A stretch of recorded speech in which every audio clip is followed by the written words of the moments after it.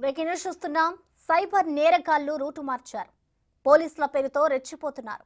ఏకంగా పోలీసుల డీపీ వాడుకొని అమాయకులకు బెదిరింపు కాల్స్ చేస్తున్నారు.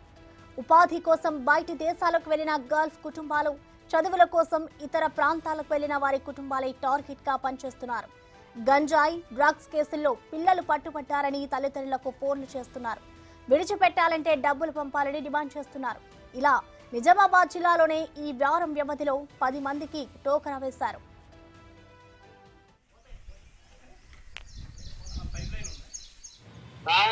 ACP Vikram cyber crime police officer investigation inquiry के लिए आपको कॉल की है। कहाँ से बोल रहे साहब? जी हम आप मुझे बताइए आपका जो बच्चा इस समय किधर है? बच्चा कॉलेज में है। कॉलेज से अरेस्ट हो चुका है। सीनियर ऑफिसर बात कर रहा हूँ, साइबर क्राइम पुलिस ऑफिसर। कहाँ पर? कौन? बेटा आपको कौन सा कॉलेज बताया हुआ है? घर में कौन सा कॉलेज उसने बताया हुआ है? नहीं, आप कहाँ अरेस्ट किए भाई? आप कहाँ पर अरेस्ट कर रहे हैं उसको? आपका भतीजा आपको कौन सा कॉलेज बताया हुआ है? आपको आप कहाँ अरेस्ट कर रहे? आप अरेस्ट करे बोल रहे ना? आप हिंदी में क्यों बात कर रहे मेरा भतीजा जो है ना अभी 8 साल के लिए ठोक दूंगा 4 लफटर दोस्तों के साथ अरेस्ट किया मैंने। हाँ। अभी उसने आपका नंबर दिया तो हमारा तहकीकात मत कर, ये बकवास कर अपने भतीजे को छुड़वाना है या FIR ठोको, तेरे को टीवी पे खबर मिल जाएगी। हाँ, 4 लफटर दोस्तों के साथ घूम रहा था, ड्रग्स बरामद हुए, तेरा बेटा रोया गिड़गिड़ाया, उसने आपका नंबर दिया है 9848463647। इस नंबर पे कॉल करो, निजामाबाद से बात करेंगे, मेरे डैड जी अंकल उनसे बात करो, मुझे छोड़ो। कहाँ पर है अभी? कुत्ते के बिल्ले के हमने बात मानकर कॉल किया है। कहाँ पर है अभी? हेलो हाँ बोलिए, कहाँ पर है अभी? अभी तुम मुझे ये बताओ इसको छोड़ना है या नहीं छोड़ना? छोड़ो भाई। हम निजामाबाद मिला के छोड़ देंगे, ये बकवास करो। कंप्लीट करवाना है या FIR करूं? हाँ भाई। हमारा तहकीकात मत कर, हम पूरी एजेंसी पुलिस ऑफिसर है, साइबर क्राइम वाले। अच्छा, काम के भतीजे बेटे ने ये आपका नंबर और नाम सब कुछ दिया है। हाँ, कहाँ पर है अभी? इसका क्या करना थी? कहाँ पर है अभी? हम थोड़ा साइड पे हैं। हाँ, उसको देव बात, क्या करना थी? उसको बात कर तो। इसका कांड है, ये बकवास कार्य से छुड़वाना है। हाँ, नहीं छुड़वाना, छुड़वाना है। तो आपको लेन देन करना पड़ेगा, कर सकते हो या नहीं कर सकते हो, बट हाँ या नाम है, बस हाँ या नाम है। हाँ भाई, उससे एक बार बात कराओ ना, मालूम पड़ता क्या हुआ क्या। नहीं हो सकता, मादर के ऊपर FIR करो,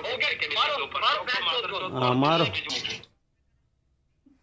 దీనిపై మరింత సమాచారాన్ని మా ప్రతినిధి రాజేష్ అందిస్తారు. రాజేష్,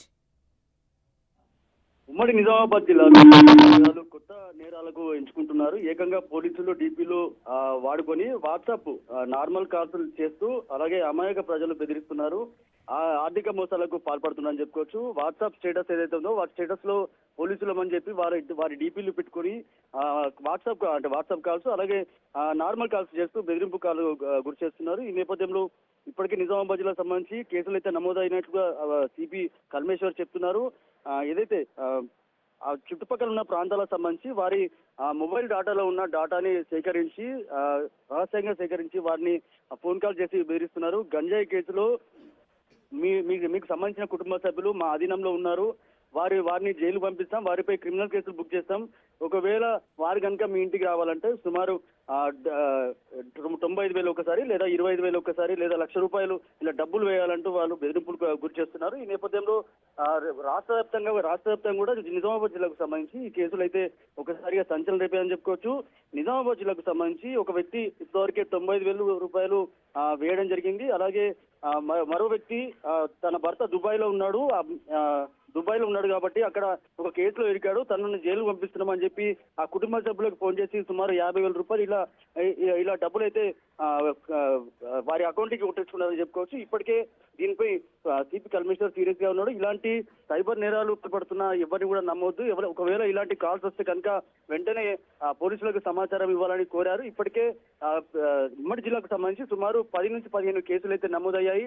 ఇప్పుడు కొంతమంది బాధితులు అయితే ఇప్పటి వరకు కొంతమంది బయటకు వస్తున్నప్పటికీ కొంతమంది డబ్బులు కట్టిన వాళ్ళు మోసపోయామని చెప్పి ఎక్కడ పరుగు పోతుందని చెప్పి బయటకు వస్తలేరు. ఇప్పటికైతే కేసులు అయితే నమోదయ్యాయి. ఇలాంటి సైబర్ నేరాలు అంటే రాష్ట్ర వ్యాప్తంగా అంటే దేశంలో చాలా వరకు కూడా ఇలాంటి మోసాలు జరుగుతాయి. ఇప్పుడు ఈ వాట్సాప్ కాల్ సంబంధించి వాట్సాప్ కాల్ ఏవైతే చేస్తున్నారో ఇవి అంటే దేశంలో ఈ నేరం ఏదైతే ఉందో ఇది 3వ ప్లేస్ లో ఉందని చెప్పి ఇప్పటివరకే సిపి కమిషనర్ చెప్తున్నారు. ఇలాంటి నేరాల వల్ల జాగ్రత్తగా ఉండాలి. ఎవరు కూడా ఇలాంటి కాల్స్ వచ్చినప్పుడు వెంటనే పోలీసులకు సమాచారం ఇవ్వాలని కోరుతున్నారు. Thank you Rajesh.